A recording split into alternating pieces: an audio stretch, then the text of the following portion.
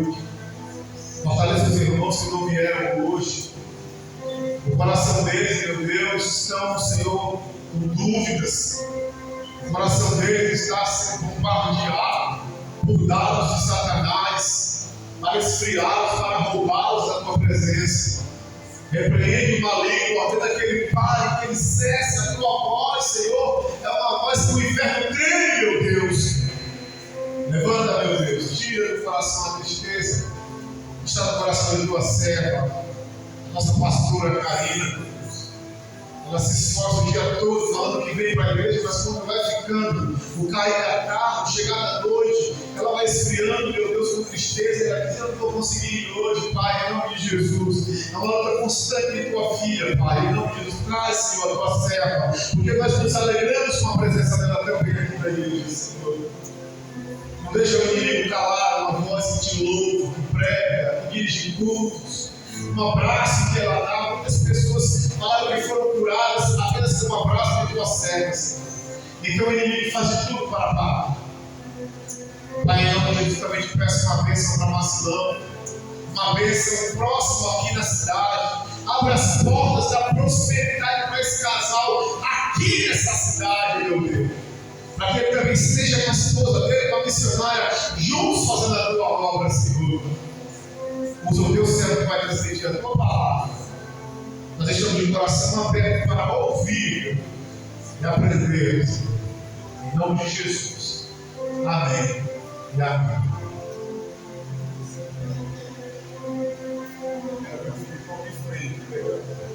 Glória a Deus. Cumprimento a amada igreja com a paz do Senhor Jesus. Vamos abrir as Bíblias no livro do profeta Zacarias.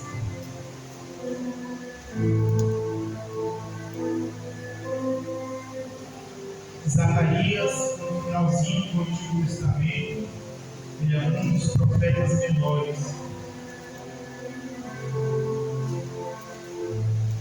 Se você abrir lá em Mateus, você vai voltar em Malaquias, vai ficar mais um pouquinho, já é Zacarias.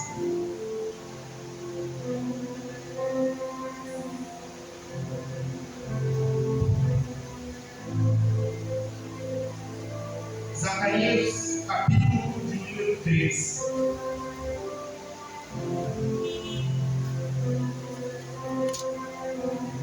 Eu tentarei ser breve, mas o Espírito Santo de Deus vai falar da mesma maneira no capítulo, amém? Zacarias, capítulo número 3, a partir do primeiro versículo, assim diz a palavra do Senhor. E ele me mostrou Josué, o sumo sacerdote, posicionado diante do anjo do Senhor, e Satanás de pé à sua direita para se lhe opor. E o Senhor disse a Satanás: o Senhor te repreenda, ó Satanás. O Senhor que escolheu Jerusalém te repreenda. Não é este um tição tirado do fogo? Ora, Josué, vestido de roupas sujas, estava de pé diante do anjo do Senhor. Então ele respondeu e falou aos que estavam diante dele, dizendo: tirai estas roupas sujas dele. E a ele lhes disse: eis que fiz a iniquidade passar de ti, e te vestirei com outra vestimenta. E eu disse: coloquem uma mitra limpa sobre a sua cabeça. Então colocaram uma mitra limpa sobre a sua cabeça e vestiram-no com trajes, e o anjo do Senhor estava perto. Versículo número 6.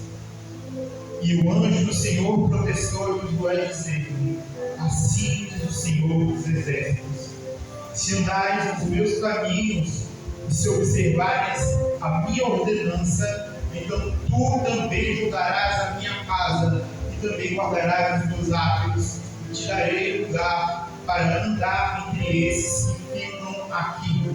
Ouve, pois, ó Josué, sumo sacerdote, tu e os teus companheiros que se assentam diante de ti, porque são homens admiráveis. Eis que eu farei vir o meu servo, o renovo. Aleluia. Só até aqui. Senhor Deus, amado Pai, estou aqui, Senhor, no teu altar, para poder ministrar neste momento uma palavra amiga, uma palavra de consolo, mas também uma palavra que confronte o coração de cada um que aqui está. Por favor, Senhor Jesus, nos leve mediante o teu Espírito Santo a sermos pessoas melhores, a sermos servos melhores. Por favor, Senhor Jesus, faz a tua vontade nesta hora, para a glória do teu santo nome. Amém e amém. Podem tomar assento quando o nome do Senhor. Aleluia. Meus irmãos, este texto, o qual acabamos de ler, ele é um texto de difícil entendimento. Ele é um texto de difícil entendimento, mas por que ele é um texto de difícil entendimento? Ele é um texto de difícil entendimento porque nós estamos vivendo no século XXI e estamos lendo um texto que foi escrito há mais de 2000 anos atrás. Ou seja, é um texto que estamos fora do seu contexto, tanto temporal, tanto geográfico. Porque além do tempo, da distância do tempo, ele foi escrito lá no Oriente e nós estamos no Ocidente. Ou seja, além do tempo já mudar a cultura da época, também a cultura local, a cultura geográfica é diferente. Então isso traz uma dificuldade para poder lermos o texto que acabamos de ler. Não apenas este texto, mas a Bíblia como um todo vai ter uma dificuldade para entendermos quando lemos ela à primeira vista, a uma primeira leitura corriqueira. E o que é interessante é o seguinte: mesmo quando nós lemos um texto ao qual estamos dentro do contexto, há uma dificuldade de entender. Perceba, quando estávamos na escola, a professora passava uma atividade que deveríamos ler um livro de Machado de Assis, por exemplo. É um autor brasileiro, é um autor que nós estamos inserindo em seu contexto geográfico, porém o tempo está um pouquinho distante de nós. E isso já fazia com que as nossas mentes não fossem capazes de captar completamente a mensagem que o autor queria passar. E por isso a escola, os professores de português têm que desenvolver em nós a interpretação de texto, para que possamos entender aquilo que nós lemos. Agora perceba, você quando pega um jornal, você pega um jornal do dia, da semana, você lê aquele jornal, você vai entender o que ele está falando, porque você está dentro do contexto, você está dentro do tempo, está dentro da geografia, então você consegue extrair daquele texto o que ele quer te passar naquele momento. Da mesma forma ocorre quando vemos uma notícia em nossos celulares, quando entramos nas redes sociais, seja Facebook, Instagram, Twitter. Então nós lemos aquela notícia e entendemos o que está acontecendo. Porém, com a Bíblia é diferente. Com a Bíblia Sagrada ocorre uma coisa diferente. Aleluia. Porque o texto que foi escrito há mais de 2000 anos atrás, como que um crente que muitas vezes não tem escolaridade, muitas vezes é analfabeto de letras, de português, aprende a ler com a Bíblia e entende o que está lendo.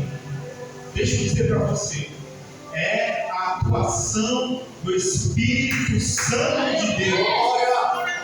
Aleluia.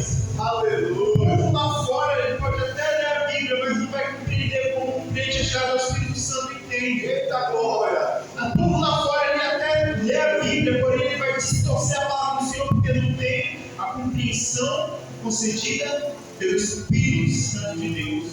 Perceba, o Espírito Santo de Deus, ele clareia a nossa mente, ele ilumina os nossos olhos, ele abre nossos olhos espirituais para que possamos enxergar aquilo que estava oculto, aquilo que era outrora um mistério na palavra do Senhor, se revela agora ao crente que busca, que mergulha nas sagradas Escrituras. Aleluia!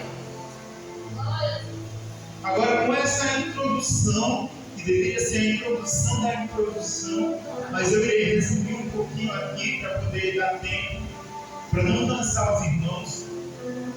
Eu gostaria de dar um pouquinho do contexto em que este texto foi escrito. Aleluia! O livro do profeta Zacarias vai começar assim: no 8º mês, no 2º ano de Dário, veio a palavra do Senhor a Zacarias, filho de Baraquias, filho de Ido, profeta, dizendo.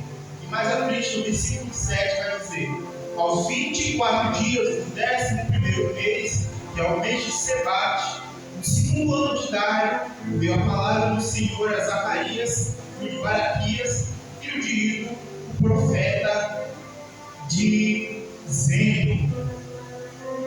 A partir do dia 24 de Sebate, uma data que hoje é comemorada por alguns judeus, mas, como eu posso dizer assim, eu não sei uma palavra boa para expressar isso, mas mais ortodoxos, eu diria, eles comemoram essa data, que foi uma data em que, eu pesquisando descobri, que eles comemoram a revelação que Deus deu a Zacarias. Mas por que essa é uma revelação tão importante? Perceba o momento em que Israel estava vivendo. Eu louvei aqui agora há pouco: chora Israel, Babilônia não é o teu lugar. Clama ao teu Deus, que ele te ouvirá. Aleluia! Eu louvei aqui já para trazer uma contextualização para os irmãos da mensagem que seria ministrada, preparando o terreno no coração de cada um que aqui está para receber a semente da palavra de Deus. Agora perceba, o mês de Sebate era um mês muito triste naquela época, naquele contexto. Por quê? Porque em Jerusalém havia muitos mendigos. Havia muitas pessoas que estavam morando nas ruas. As pessoas não tinham roupas novas para se vestiam de trapos, se vestiam de sacos. Aleluia! Perceba que era um cenário melancólico, pós-exílico babilônico, e era inverno. Era inverno. Foi neste contexto que Deus passou a revelar a Zacarias a sua palavra. Agora veja, este mês é conhecido por ser um mês de uma época de chuva, com temperaturas médias em Jerusalém de cerca de 7 graus Celsius. Agora está fazendo, o relógio está dizendo aí mais ou menos 20 graus Celsius aqui. E se a gente ficar com uma camiseta comum na rua, a gente vai ficar com frio, porque vai bater aquele vento, e mesmo sendo uma cidade quente, a gente vai sentir aquele frio no meio do vento. Agora imagina 7 graus. Você não tem que vestir direito, você não tem que comer direito, ou seja, você está sem forças para resistir ao frio. Quantas pessoas morreram nessa época fracos, com frio, com fome? Perceba o contexto em que Zacarias está incluso neste momento da história da Bíblia, é o momento em que Esdras e Neemias estavam reedificando as muralhas de Jerusalém, os muros de Jerusalém e o templo. Perceba isso. O povo estava sem forças para reedificar o templo. Como eu já preguei aqui uma vez, essa na verdade é uma continuação de uma mensagem que eu trouxe, que o tema era a reedificação do templo de Zorobabel.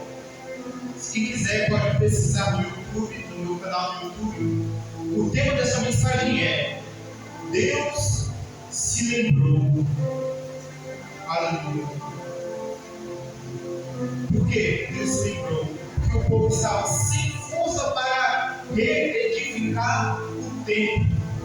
Foi nesse cenário que Deus deu 8 visões a Zacarias. Quando o número 8 se manifesta, ocorre um transbordar da graça de Deus, anunciando um novo templo. Ou seja, Deus queria se revelar ao povo no templo.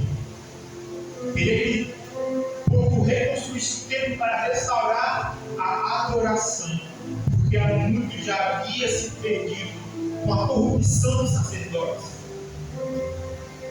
E Deus vai se revelar agora, através do profeta Zacarias, vai lhe dar 8 visões para que o povo venha se arrepender, venha se reorganizar e venha reconstruir o templo para restaurar a adoração.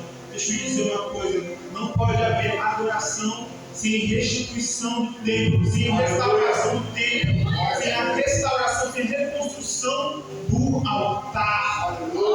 Estava tudo destruído, pois estava tudo havia destruído o templo que Salomão havia erguido a Deus. Porém, agora Esdras e Neemias estavam tendo uma dificuldade em levar o povo a edificar o templo. Parece um pouquinho o que estamos vivendo agora, na verdade. Estamos tendo uma dificuldade em levar os crentes para as igrejas. Pregam verdadeiramente a palavra, pregam verdadeiramente a restauração do altar, pregam verdadeiramente a ressurreição de Cristo. Os crentes hoje em dia querem mais oba-oba, querem mais se alegrar, querem sair pulando, e não é do mistério, não é do Espírito Santo, é pulando de alegria, saltitando como uma corça saltita. Meu Deus do céu, aleluia. Eu tenho que me segurar aqui porque é uma indignação muito grande ver como essa geração de crentes se comporta, não é verdade?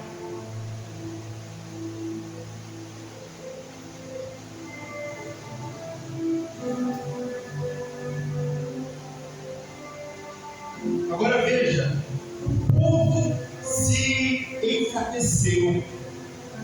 Foi quando Deus levantou Zacarias, o profeta. O nome Zacarias significa Deus lembrou. Deixa eu dizer uma coisa.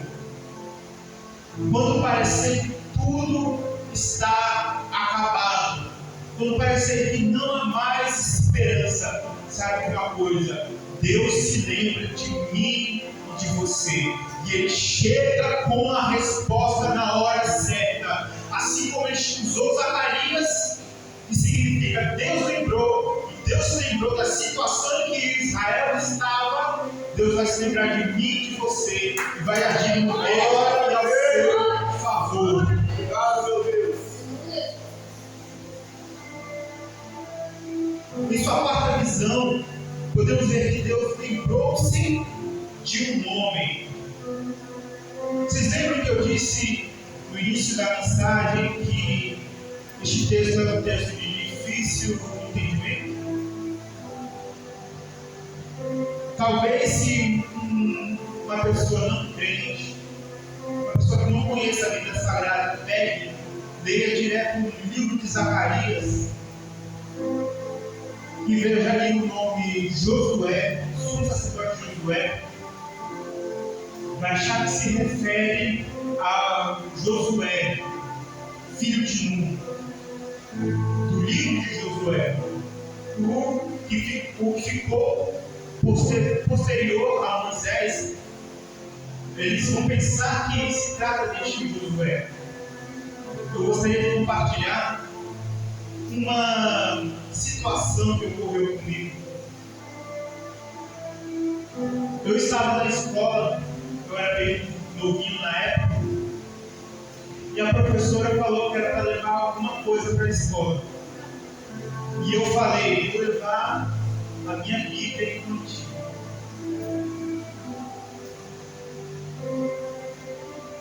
Eu acho que aquela ali foi uma das minhas primeiras Bíblias, e ela era toda ilustrada.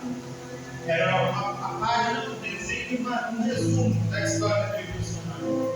E a professora pegou ali aquele livro pequeno, olhou assim, e falou, agora eu tenho que. O desafio foi dado, agora eu tenho que mostrar que eu sei. Ela é professora, né? Aí ela pegou, leu ali José do Egito, se eu não me engano. Aí ela começou a falar que o pai de Jesus, antes de cuidar de Jesus, Deus teve que ensinar ele no Egito como escravo. Meu Deus! Era um outro José. Era José do Egito que ela leu, não José, o pai de Jesus, que cuidou de Jesus. José carpinteiro. E ali foi então a minha oportunidade para ter a minha primeira pregação na vida. Eu cheguei na professora, ela, o que foi? Eu falei, a senhora falou errado. Aí ela falou assim, como é que é? Aí eu peguei a minha Bíblia, aí eu falei para os colegas que aquele José era um outro José. Não era o mesmo José do Novo Testamento, mas o José do livro de Gênesis, os filhos de Jacó, irmão dos 12 patriarcas.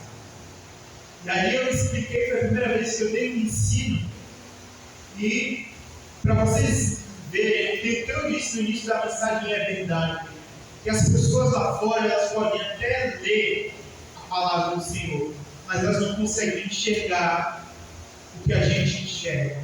Elas não conseguem enxergar o tesouro que nós enxergamos. Elas não conseguem ter o discernimento que nós temos.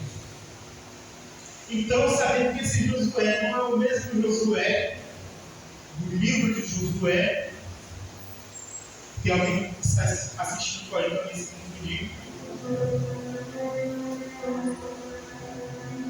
Esse Josué era um sumo sacerdote.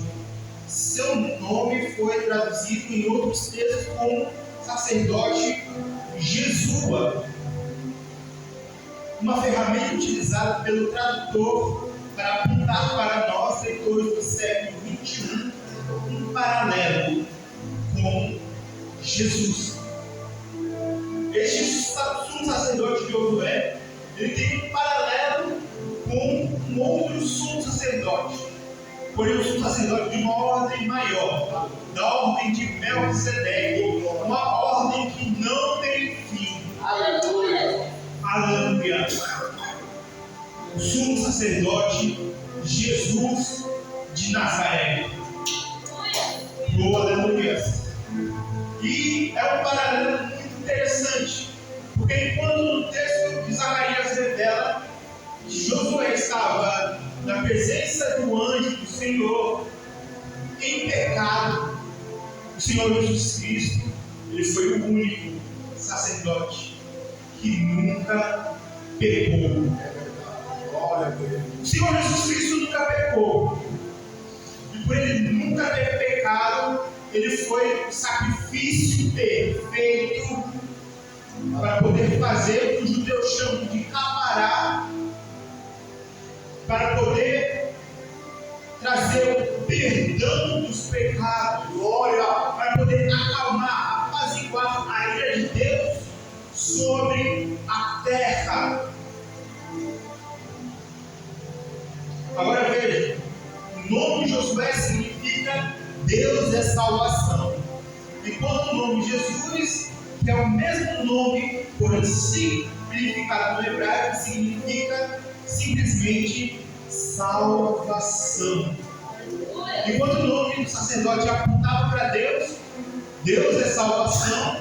O nome de Jesus, que no hebraico é Yeshua, significa simplesmente salvação. Porque ele diz: eu sou o caminho, a verdade e a vida. Eu sou a salvação, o Senhor Jesus Cristo estava dizendo. Ninguém vem ao Pai se não for por mim. Percebam que é praticamente o mesmo nome. Enquanto Josué no hebraico se pronuncia Yehoshua, é só tirar umas letrinhas e fica Yeshua. Yehoshua, Yeshua. Tira o Ró. Tira o Yehó, aí fica só Yeshua. Vamos lá, olhar de hebraico para vocês aqui bem rapidinho, para vocês entenderem um pouquinho melhor o nome de Jesus.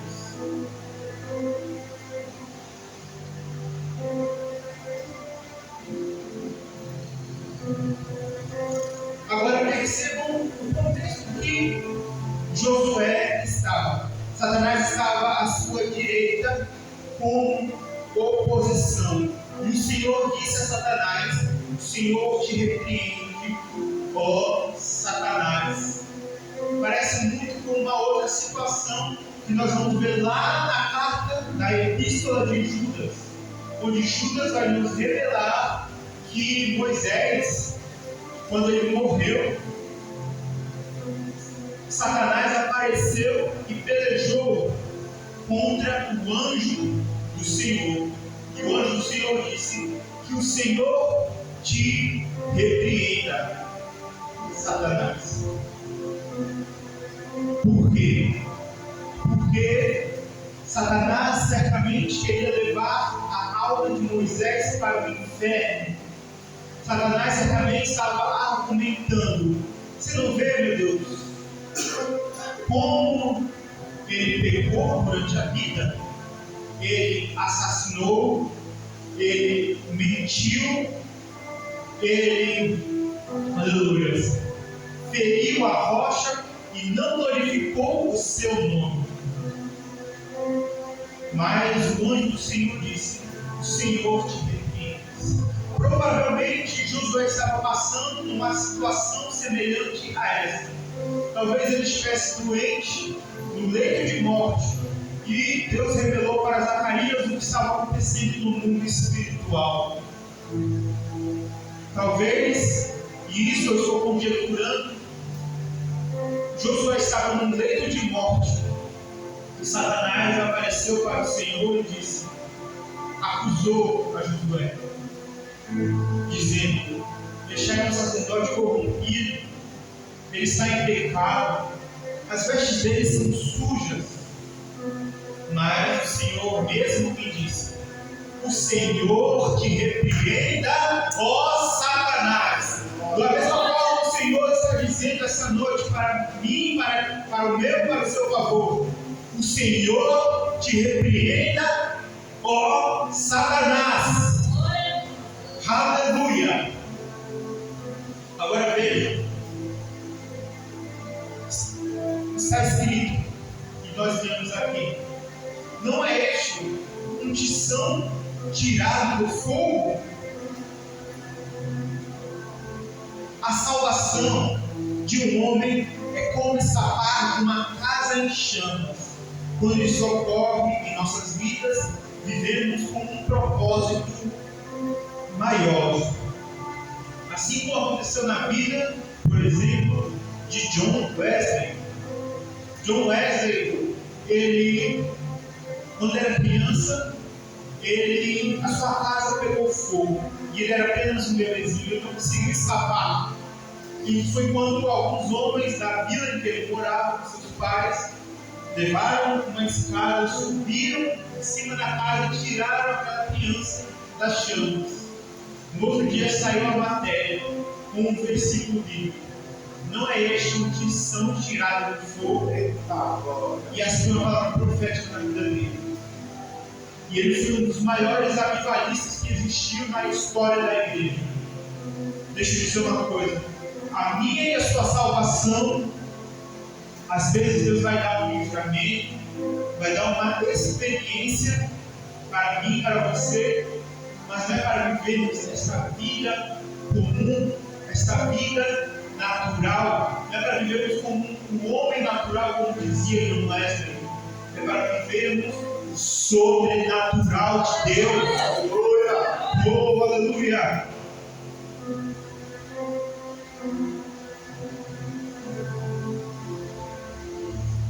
Agora eu vou falar um pouquinho das vestes, bem rapidinho. As vestes representam o pecado. Josué estava sendo acusado por conta disso. O homem deve se despir do seu eu para receber vestes novas. Ou seja, eu e você só vamos conseguir receber as vestes novas do Senhor Jesus Cristo, que Ele tem para dar para mim e para ti, se nós nos despirmos do nosso eu, se nós nos despirmos das nossas vestes sujas, largarmos o pecado, deixarmos o pecado para trás. E então Zacarias disse: deem a ele uma mitra limpa, uma mitra nova. O que é uma mitra? Uma mitra é como se fosse um turbante que o sumo sacerdote usava. E nesse turbante estava escrito em hebraico: santidade ao Senhor. Quando Zacarias fala para aqueles homens, para os anjos de Deus, deem a ele uma mitra limpa, uma mitra nova, estava dizendo, para que o próprio Espírito Santo, que os anjos ministradores de Deus viessem e colocassem uma mentalidade nova em Josué. Porque a mitra, ou a kippah, aquele chapeuzinho que os judeus usam, representa que eles entendem que há alguém que está acima deles, e este alguém é Deus. Ou seja, quando Josué recebe uma mitra nova, ele está reconhecendo que existe alguém que é maior do que ele, está acima dele, e ele tem que ter uma mentalidade nova para poder adorar Ele, para poder viver em santidade a Ele, para poder viver a glória dele. Aleluia, amém?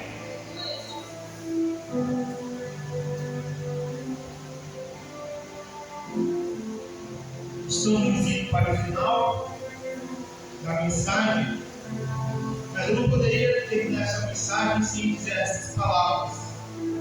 Os companheiros de Josué, nós vemos aqui que eles eram homens, deixa eu ver aqui, homens admiráveis, não é verdade? Na Bíblia de vocês talvez esteja portentosos. O que significa portentoso? O que o autor da Bíblia queria passar para nós? Aleluia. Portentoso, eu pesquisei o significado, um dos seus muitos significados é inteligente. Também tem espantoso. Se nós pensarmos um pouquinho de uma inteligência, que alguém olha, a ver aquela inteligência e se espanta. Mas por que está falando que eles são admiráveis, inteligentes? Aqueles que se reuniam com Josué. São aqueles homens que se reuniam em volta de Josué, sentavam-se aos seus pés para aprender com ele, pois ele era o sumo sacerdote. Agora perceba, e eu gostaria que você já se colocasse a Bíblia para finalizarmos a mensagem. Perceba que, aleluia, quando um homem, uma mulher de Deus se aceita aos pés de Gamaliel, assim como Paulo fez, para poder aprender da palavra do Senhor, os céus reconhecem. Aleluia!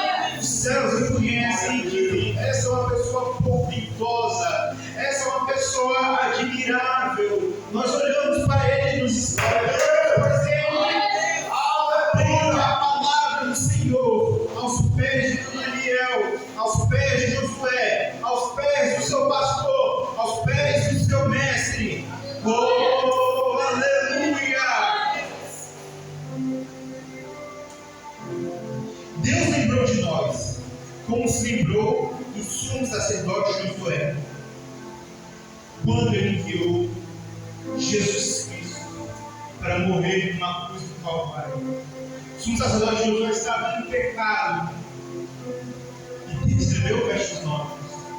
Hoje nós também temos a oportunidade de receber vestes alvas mais que a neve, pois o Senhor Jesus Cristo morreu no meio do seu lugar, mas ao terceiro dia ressuscitou.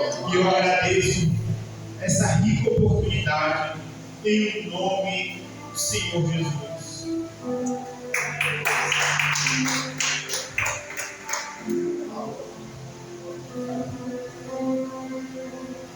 Glória a Deus.